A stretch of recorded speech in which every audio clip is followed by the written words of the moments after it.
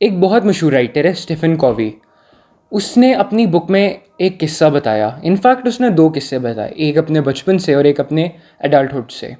बचपन वाला किस्सा उसका ये था कि जब मैं छोटा था तो मेरी मदर मुझे कहा करती थी कि ना जाके घर के सारे कुंडियाँ दरवाजे लॉक्स वगैरह चेक कर लो, सारे बंद हैं, ज़रा सेफ्टी सिक्योरिटी के लिए।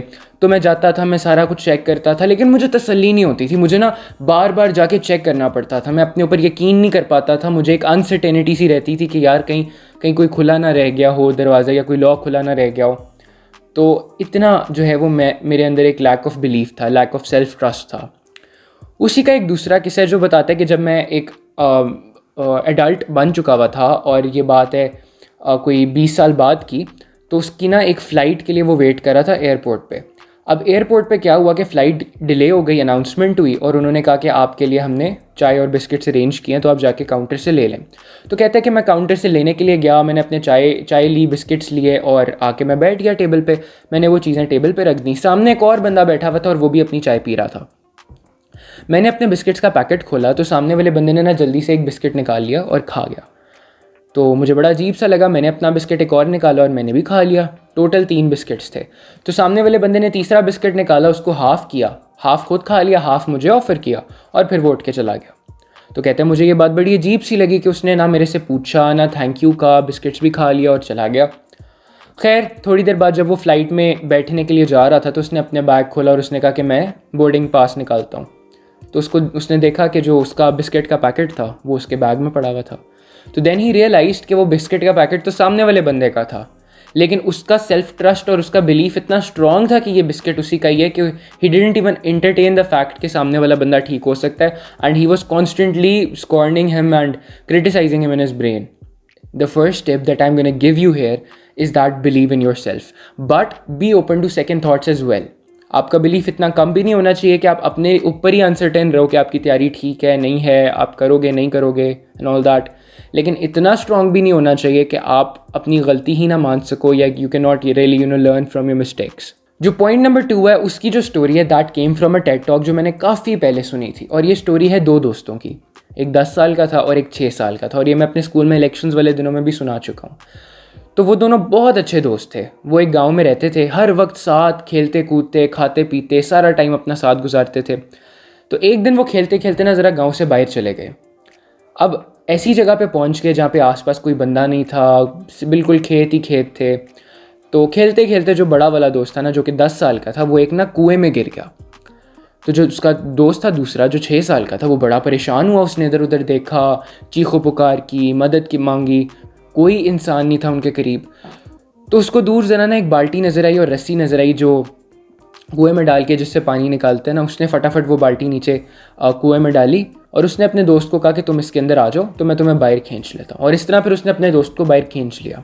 अब वो डर भी गए थे, लेकिन उन्होंने कहा अब गाँव जाके सबको ये बात बताते हैं। तो उन्होंने सबको जब ये बात बताई तो गाँव वाले हंसना शुरू हो गए कि ये कैसे हो सकता है, तुम 6 साल के हो, तुमने इतने बड़े बड़े लड़के को जो कि 10 साल का है, तुमने उसको खींच के बाहर कैसे निकाल लिया। उनके एक बुज़ुर्ग थे चाचा रहमान, वो हंस पड़े। वो कहते हैं कि जब बच्चे कह रहे हैं कि उन्होंने इस तरह किया है तो किया होगा। तो लोगों ने कहा कि यार चाचा रहमान कभी लॉजिक के बगैर तो कोई बात करते नहीं है। तो उन्होंने वजह पूछी कि आप ऐसा क्यों कह रहे हैं।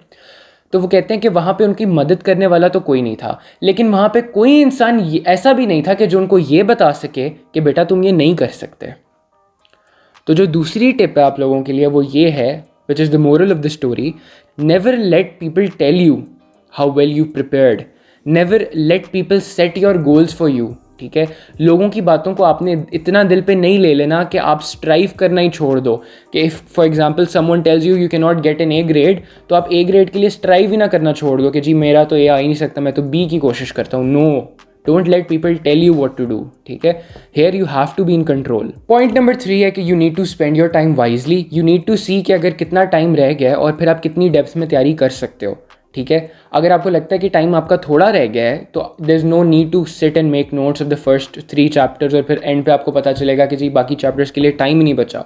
तो you have to spend your time wisely, ताकि आपको पता रहे कि जी मेरा इतना टाइम जो है वो यहाँ पे लगेगा और बाकी इतना जो टाइम है मैं इस तरीके से सारा मैनेज कर सकता हूँ।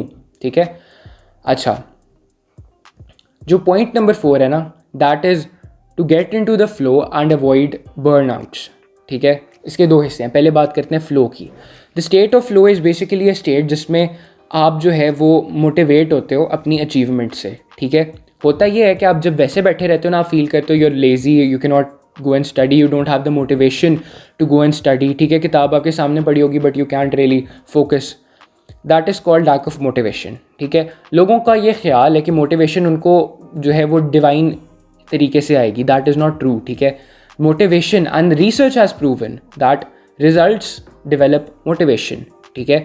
If you start seeing results you start getting motivated. तो when you start studying make it a rule कि अगर आप मोटिवेटेड नहीं भी हो ना, आप पहली 2 लाइनें पढ़ो, आपको ऑटोमेटिकली अगली 2 लाइनें पढ़ने की मोटिवेशन आएगी। जैसे जैसे आप एक पेज पढ़ोगे आपको वो समझ आएगी, आपका कॉन्सेप्ट डेवलप होगा, आपके अंदर मोटिवेशन आएगी कि आप आगे पढ़ो। आप एक क्वेश्चन अटेम्प्ट करोगे आपको नेक्स्ट क्वेश्चन के लिए मोटिवेशन मिलेगी। So that is how motivation comes. और दूसरी चीज़ है बर्नआउट्स। बर्नआउट्स आर रियल, और ये मेरे साथ भी हो चुका है, ये मेरे जानने वालों के साथ भी हो चुका है। And believe you me, you don't want get a burnout.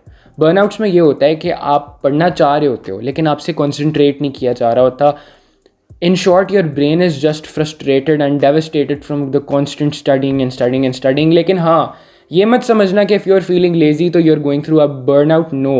Laziness में you don't even want to study. burnout में you really want to study. आप पढ़ना चाह रहे हो लेकिन आपका ध्यान, आप फोकस ही नहीं कर पा रहे. That is called a burnout and it comes after constant studying. तो make sure that you study in segments, a 40 to 50 minute segment, उसके बाद 10 से 15 मिनट की break. Make sure that you study in segments like this. Even if you think you don't need a break, you actually do.